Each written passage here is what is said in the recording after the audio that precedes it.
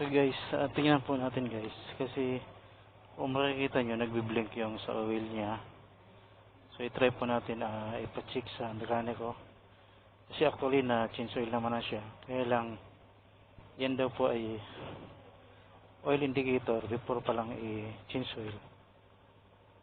So ipa-check po natin, ayan o, nagbiblink po siya. Anyway, na change oil na po siya, kaya pupunta po tayo sa mekaniko, itanong po natin kung bakit nagbiblink pa siya. So let's go.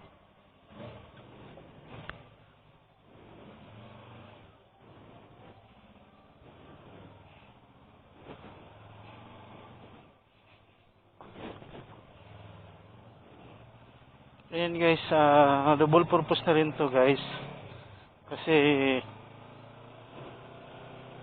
tinatry nga po natin yung bagong SG-Cam natin, modified mic, kung kumusta po yung clarity niya and audio. So mamaya ay ito transfer po natin sa cellphone para ma-edit, and then doon po natin mapapakinggan yung yung pinaka sounds and clarity ng audio.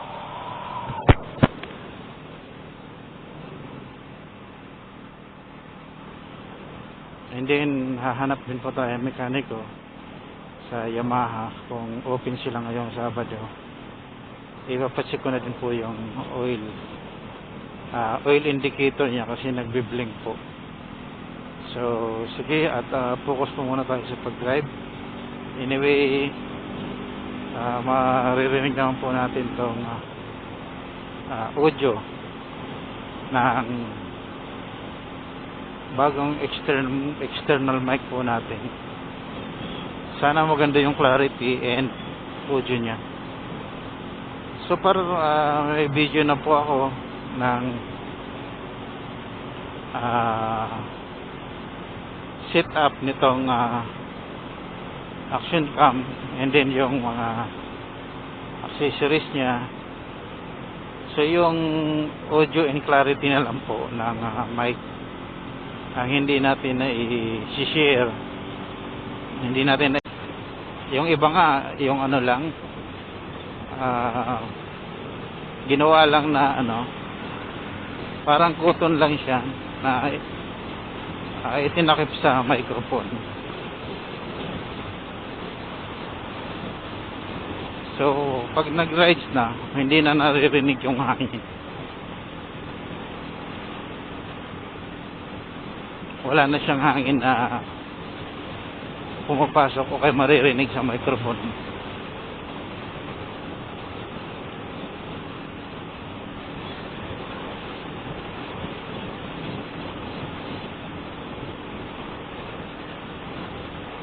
Mainit na kanina hindi masyadong mainit, pero malapit naman na tayo.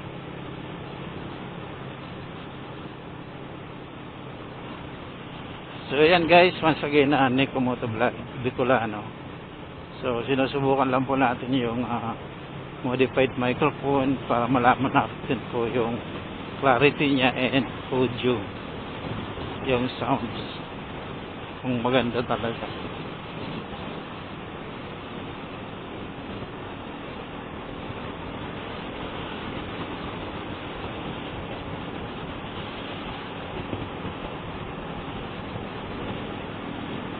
Pero so far dun sa mga napanood kong video na may modified mic, maganda naman yung niya, audio niya, yung clarity. So hindi naman logi sa sa presyo ng action cam and yung modified external mic. Kasi maganda naman yung kinalabasan.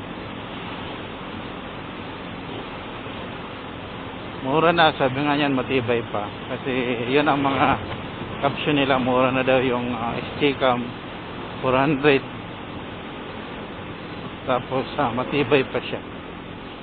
Siguro, ingatan na lang siguro na masira yung external mic natin, kasi mahirap pag wala, mag-order ka na naman doon sa kanila. sa seller. So, another gastos na naman po. So, ingatan lang talaga.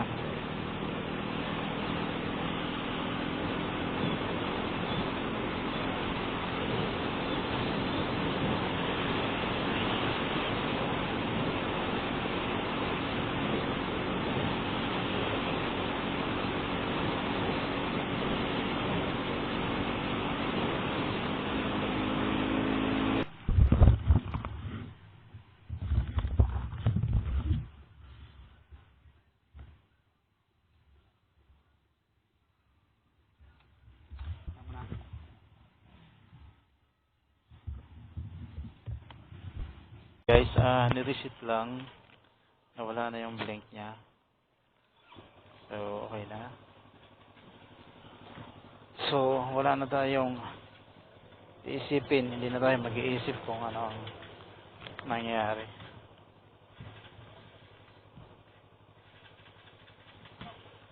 So, yan. So, back to station na tayo.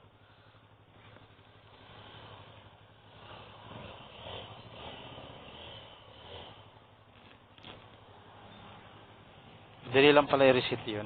Kasi, yung mekaniko dun sa pinachinsulan ko, hindi siya marunong. So, pinipress lang pala yun. Para ma-reset yung ano niya. Oil indicator. So para yan. Okay na siya. So, balik na po tayo.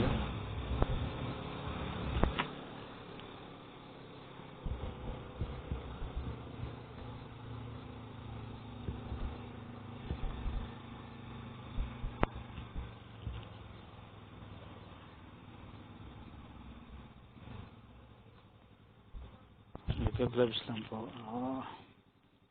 Kasi mainit. Mainit sa kamay.